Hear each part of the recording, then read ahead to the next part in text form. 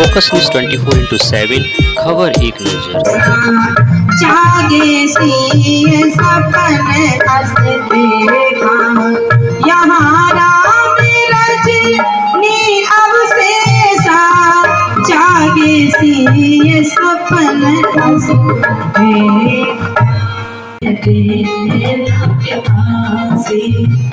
बुला लो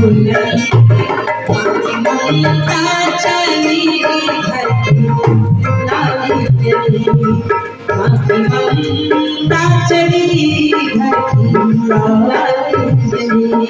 प्यारी अब को चली माती ममता चली घर की सुनैना ने करवट निवेदन ये समझे हम चाहते हैं कि उस दिन से सीता को आज हमारे यहाँ एक रात के लिए तंबू में विदा कर दीजिए। हम चाहते हैं कि सारी दे नयना सहम संकुचाए सावकाश सुने सबसे सास आयो जनक सहज। जैसे ही महाराज तीनों समधिन के सामने जनकपुर की दो समधिन आई और जो महाराज बैठे कौशल्या सा दर्शन मानी। माता कौशल्या ने देखा कि दो दो समधिन आई हैं जनकपुर के, एक सीधा ध्वज और एक मूरत ध्वज। आसन दिए समय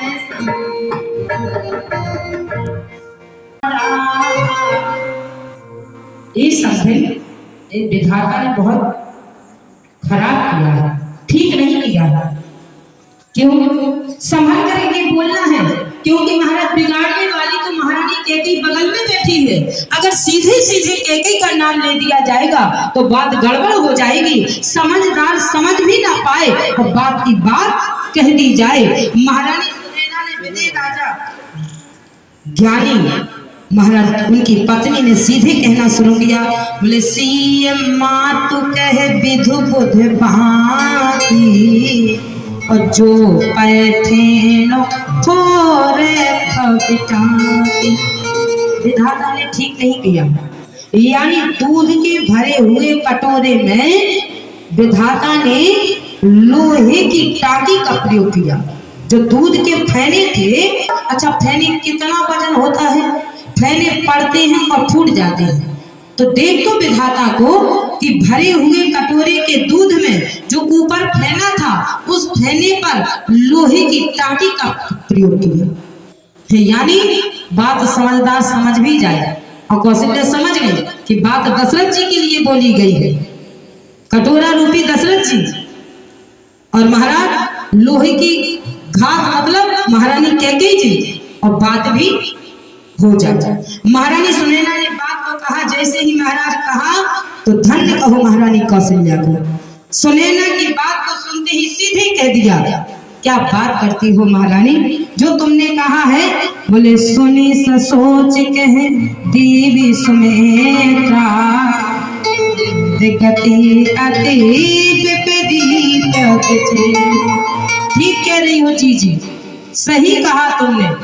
जो सुमित्रा ने कहा तो महारानी कौशल्या ने कहा ए सुमित्रा ठीक बात नहीं है। महारानी सुमित्रा की बात को महारानी कौशल्या ने सीधे जवाब दे दिया बदल करके, इसमें दोष किसी का नहीं है समझे जी। और सुमित्रा की बात को पक्षपात करते हुए कौशल्या कह रहे हैं, कौशल्या के दोष न खाहू करम लिखा जो मेरे भाग्य में लिखा है वो मुझे मिला है समझी जी, इसमें दोष किसी का नहीं है। बोले रानी राय सना बातचीत तो हुई और सीता की माँ ने चलना शुरू किया और इतना कह दिया कि ए समझन अगर हमसे कोई सहारा पाना चाहती हो तो हमें बता दो, हम तुम्हारा काम कर दें। कोई हमसे इच्छा हो। तो महारानी कौशल्या ने कहा, ए समधिन, यदि तुम मेरा काम करना चाहती हो तो एक काम कर दो तो बहुत ठीक रहेगा। क्यों?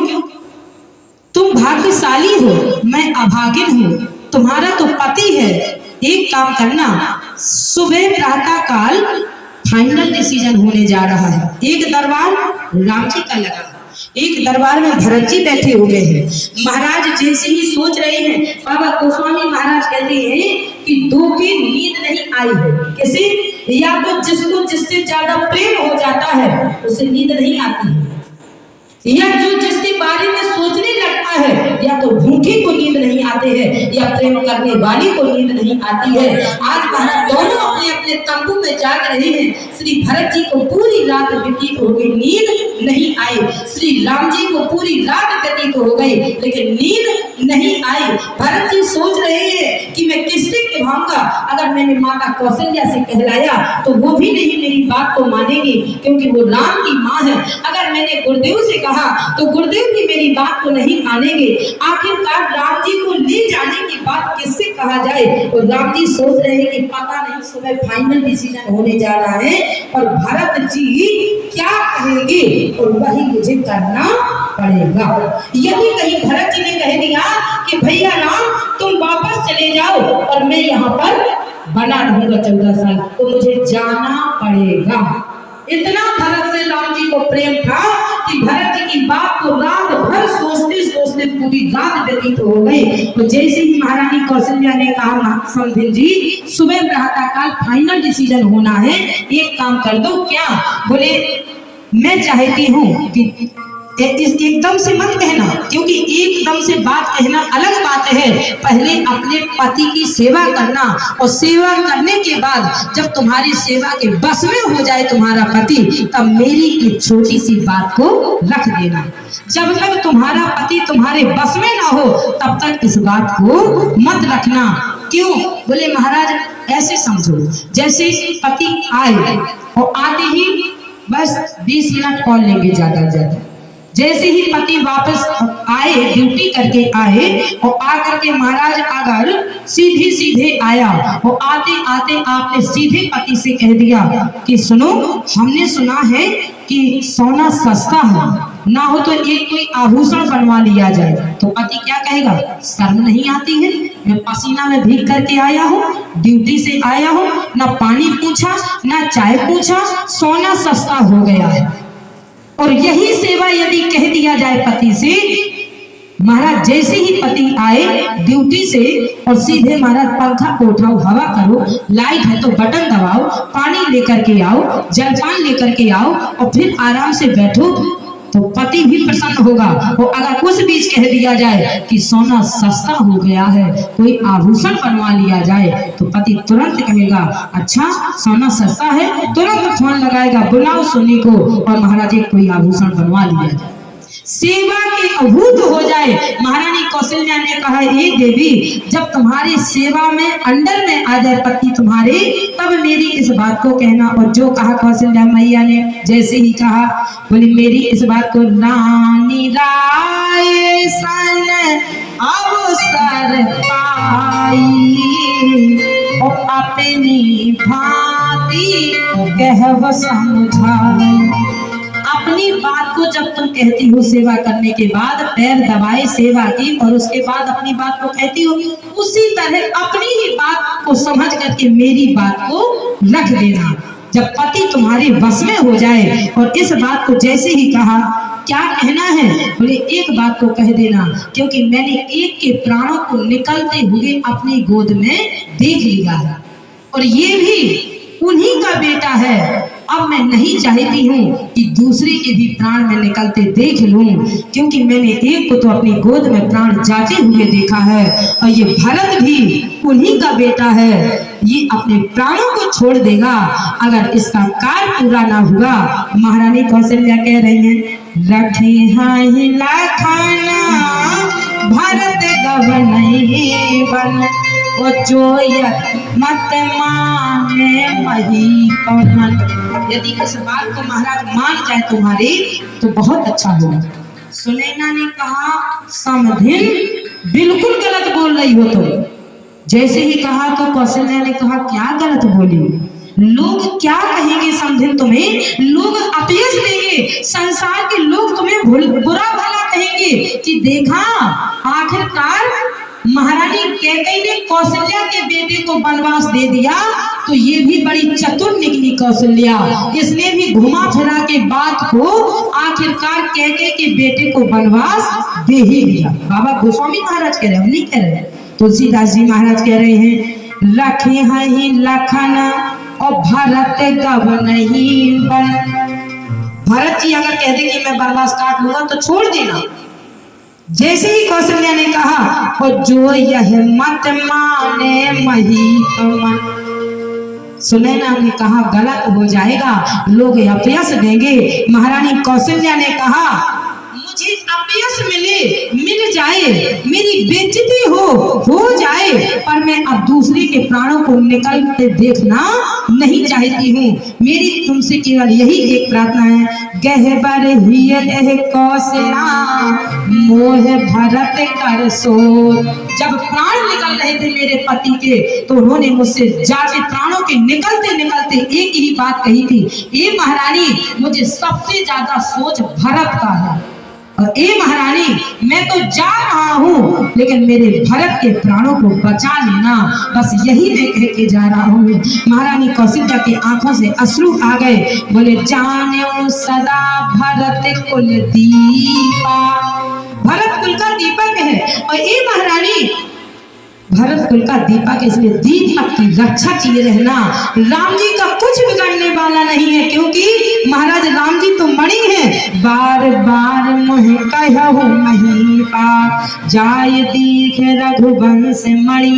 ए महारानी राम मणि है, और मणि का ना तो आंधी में कुछ बिगड़ेगा, ना पानी में कुछ बिगड़ेगा, ना हवा में कुछ बिगड़ेगा, मणि का कुछ बिगड़ने वाला नहीं है। मेरे भरत को बचा लेना, क्योंकि ये कुल का दीपक है।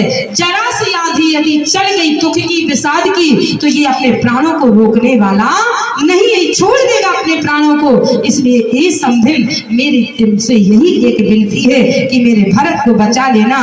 बोले गूढ़ स्नेह भरत मन माही, और रहे के मोहे लागत नाही, तुमने कानन गवन्यो दो भाई, और फेरी लखन सिय लखु। प्रातः काल का समय हुआ, लास्ट दरबार बचा था, फाइनल डिसीजन का समय आ गया। महाराज जनक विदेह राजा बैठे हुए थे, सब अपनी अपनी सीट पर विराजमान थे। बाबा गोस्वामी महाराज ने पंक्ति लिखी, जो फाइनल डिसीजन आया, गुरुदेव ने कहा हाँ महाराज वक्तव्य शुरू किया जाए। मेरे कहने का तो मतलब यही है कि श्री भरत जी को राज्य सिंहासन पर बैठ करके रात तलक कर देना चाहिए। विदेह राजा से कहा आपका क्या है मत, तब विदेह राजा ने सीधे कहा जनक जी महाराज ने, ए भरत तू बोल तेरा मत क्या है। भरत जी ने हाथ जोड़े, फपतियां भर करके आंखों में अश्रु बहा करके कहा महाराज आप जिस सीट पर बैठे हैं, आपके बैठने के बाद भी भला मुझसे आप कहलवाना चाहते हैं। बाबा कहते हैं भरत जी का वक्तव्य निकला, विद्यमान आप ही मिथिलेशु, मोर कह सब भांति भवेशु। मेरा कहना क्या ठीक रहेगा? आप जैसा राजा बैठा हो, आप जैसा न्यायाधीश बैठा हो, मेरे से बड़े बड़े महाराज बुजुर्ग बैठे हैं, और आप मुझसे कहलवाना चाहते हैं कि भरत तुम क्या चाहते हो। हाँ, भरत जी ने जैसे ही इस वक्तव्य को कहा कि आप जैसा व्यक्तित्व तो गुरु जी बैठे हो, आप जैसे महाराज ज्ञानी बैठे हो, और महाराज विदेह राजा जैसे पिता तुल्य महाराज राजा बैठा हो, और फिर आप कहें कि हमसे कहें तुम बताओ भरत तुम क्या चाहते हो, क्या मैं जो चाहता हूँ वो हो जाएगा। एक बार राम जी के मुखारबिंद से आवाज निकली, हाँ बोल भरत बोल, यदि तू भी कहेगा तो वही होगा जो तू कहेगा। भरत जी ने सीधे हाथ जोड़ करके कहा हूँ अब का स्वामी। यदि तुम मेरे भाई होते तो मैं भाई के नाते अपनी बात को कहता, विरह वेदना को कहता। यदि तुम मेरे मित्र होते तो मैं मित्रता का वक्तव्य देता। आप तो स्वामी हैं, करुणा निधान है, दीन दयाल है, और भगवान से और स्वामी से, दीन दयाल से अपनी विरह को मैं क्या कह सकता हूँ। भगवान तो विरह की वेदना तो स्वयं समझ जाते हैं कि मेरे भीतर क्या है, वो आप स्वयं समझ जाइए। यदि जानते हैं मेरे कहने की बात आपको करना है तो आप स्वयं जान जाइए कि मेरे भीतर क्या है। राम जी के पाले में जैसे ही राम जी ने अपने पाले की गेंद को भरत जी के हाथ में सौंपा तो भरत जी के पाले में आई हुई गेंद भरत जी ने अपने पाले की गेंद को राम जी के पाले में छोड़ दिया। आप जानिए स्वामी कहूँ कहाँ हो अब का स्वामी। अब मैं और क्या कह सकता है राम। क्या आप भी चाहते हैं कि इस भरी सभा में मैं अपना वक्तव्य रखूं। राम जी ने कहा हाँ भरत, अगर एक बार तू कह देगा। जैसे ही भरत जी ने कहा, महाराज राम जी ने कहा भरत मैं तेरी आंखों के चमकते हुए आंसुओं को नहीं देख सकता हूँ, पर तू जो अपने मुंह से कह देगा मैं वह कर दूंगा। तेरे आंसुओं को मैं पहुंचना चाहता हूँ, ये छलकते हुए आंसुओं को मैं तेरी आंखों में देखना नहीं चाहता हूँ। तब मुनि बोले भरत सन सब सोच थकता। महाराज जैसे ही भरत जी ने कहा कि अब तो आप ही समझ जाइए कि मेरे अंदर क्या है, और जो कहा राम जी ने कहा तू जो कह देगा वही होगा, तो उस तंबू के भीतर ताली बज गई। दरबार में क्या बात है, अब तो भरत जी के पाले में गेंद आ गई। भरत जो कहेगा वही होगा। पूरे महाराज प्रजा ने ताली बजा दी। कह दे भरत, एक बार कह दे कि हम चाहते हैं कि तुम वापस घर चले चलो, और महाराज मैं तो सामान ही यही सामग्री लेकर के आ रहा हूँ कि यही टीका आपका हो जाए, यही राजा बन जाए और वापस घर चलो। मैं 14 साल के लिए वनवास काटने के लिए तैयार हूँ। जैसे ही महाराज कहा, तुलसीदास जी महाराज कहते हैं कि उस भरी हुई सभा में ताली बजी। बोले मन प्रसन्न कर सकुच तज कहूँ करे सोई आज। जो महाराज राम जी ने भरत जी की बात को सुना, सतसंध रघुवर बचन सुन भा सुखी समान। प्रसन्न हो गए, सब गदगद हो गए कि अब राम जी को वापस अयोध्या जाना पड़ेगा। भरत जी की महाराज जैसे ही सोचने लगे, मैं अगर दीन दयाल होते आप तो मैं अपनी दीनता सुनाता। अब तो सरकार आप ही कहिए, कहूँ कहाँ हूँ अब का स्वामी, दीन बंधो और अंतर्यामी। आप तो अंतर्यामी हैं, इसलिए आप अपने अंदर की आत्मा से स्वयं समझ जाइए कि मैं क्या चाहता हूँ। आज महाराज जैसे ही कहा तो राम जी ने कहा, ए भरत अगर तू मेरे से ही कहना चाहता है तो बाबा गोस्वामी महाराज कहते हैं, जेहि विधि प्रभु प्रसन्न मन होई और करुणा सागर कीजे सोई। श्री भरत जी ने कहा, भैया अब तो मैं चाहता हूँ कि महाराज हे स्वामी आप जैसे मैं प्रसन्न हो वैसा कर दीजिए, मैं तैयार हूँ। जो राम जी ने कहा तो फिर सुन भरत, मैं कैसे मैं प्रसन्न हूँ। पिताजी के 2 वरदान थे, एक वरदान का पालन मैंने किया और दूसरे वरदान का पालन तुम करो, मैं इसी में प्रसन्न हूँ। भरत जी ने कहा, भैया मैं ठीक है आपकी बात को मान लेता हूँ, लेकिन एक बात बताओ मैं अयोध्या में कैसे रहूंगा, मुझे कुछ ना कुछ सहारा तो चाहिए। राम जी ने कहा, ए भरत ये बात मैंने तुम्हारी मानी, लेकिन जिस बात में तुमने कहा कि जिस बात में तुम प्रसन्न हो सो अवलंब देव मोहि तेहि और अवधि पार पाहु। मैं अपना जीवन पार कर सकूं, किसी के सहारे रह सकूं, ऐसा कुछ मुझे सहारा दे दीजिए, आधार दे दीजिए। भगवान ने सीधे महाराज कहा, तो मैं तुम्हें आधार देता हूँ। पूज्य पाद गोस्वामी महाराज ने कहा, प्रभु करी कृपा पावरी दीनी सादर भरत शीश धरनी। प्रभु कृपा पावरी दीनी सादर भरत शीश से भरत उदित अवलंबे जैसे सिए। आप रखना चाहते हो, मैं उसी को अपना आधार मान करके अपना जीवन और अयोध्या के भार को जब तक संभालूंगा तब तक आप आ नहीं जाएंगे। जैसे ही भरत जी ने कहा, श्री भरत जी ने उन पादुकाओं को सिर पर रख करके आज महाराज उन पादुकाओं में श्री भरत जी ने राम और सीता का दोनों पादुकाओं में दिव्य दर्शन करके और अयोध्या की ओर चल दिए। जैसे अयोध्या की ओर चले, महाराज बड़ी भूमिका में चले जा रहे हैं। अब भैया ने जब मुझे ये आसरा ही दिया तो जैसे ही पादुकाओं को लेकर के चलने लगे, राम भक्त में चला रे राम राम भक्त में चला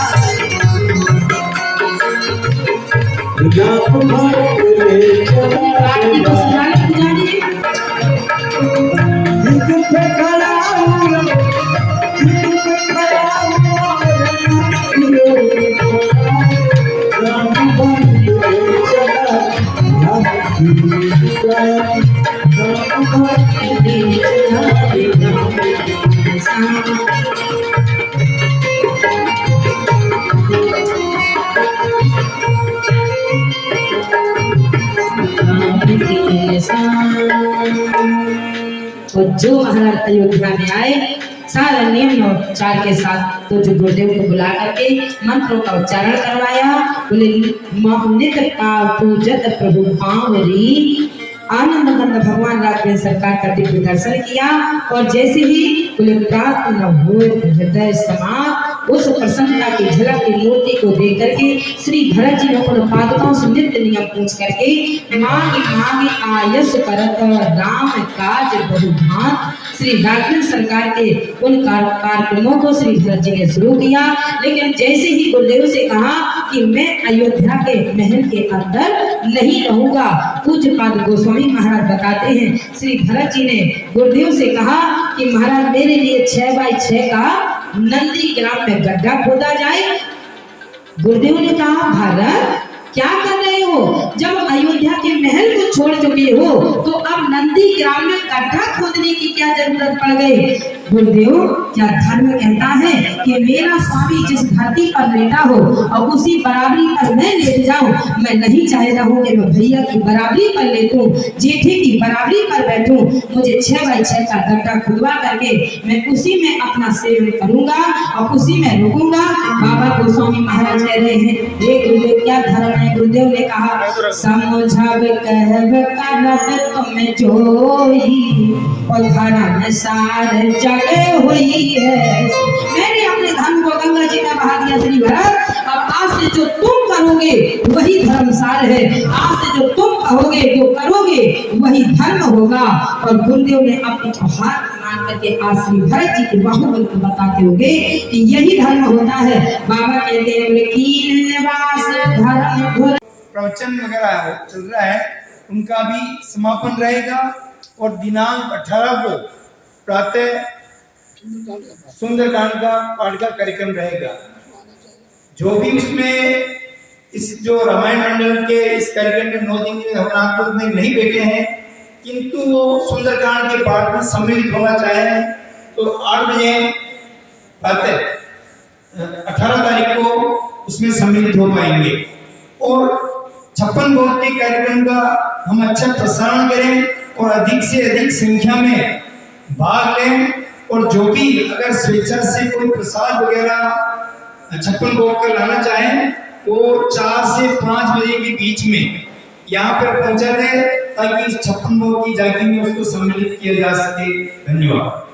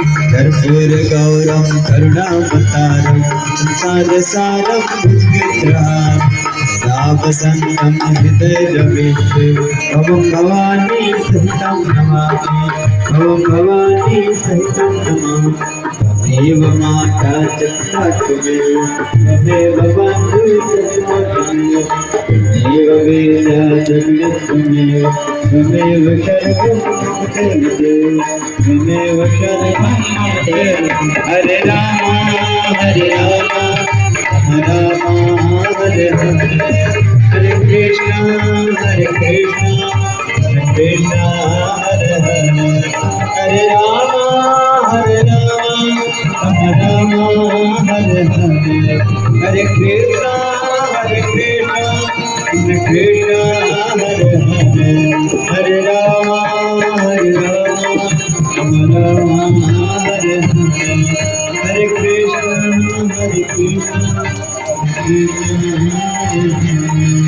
हरे राम हरे